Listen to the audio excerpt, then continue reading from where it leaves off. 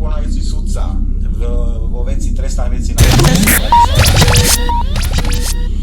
Ja som dostal teraz, ale ešte vás upozorňujem, že nahrávam si náš rozhovor. Ja som dostal teraz informáciu od policajného prezidenta Českej republiky. Na Slovensku vydaný zatýkač. Naštudoval som si trošku schengenských dohod a boli sme teraz v Anglicku a leteli sme do zahraničia. Mali sme problémy na hraniciach, boli sme zadržaní a boli od nás požadované určité informácie. Ja pokiaľ verím tomu, čo je napísané v liste od pána s vecou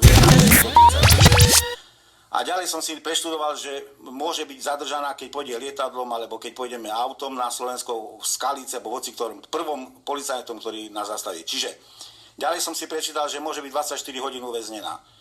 A 24 hodín má byť dopravená sudcovi, ktorý ju vypočuje. Chcel som zabrániť týmto veciam a manželka zatiaľ ešte o tom nevie, ale chcel som sa teda dohodnúť, že ako máme zabrániť tomu, aby bola na hranici zadržaná a aby sa mohla zúčastniť, aby bola vypočutá na okresnom súde.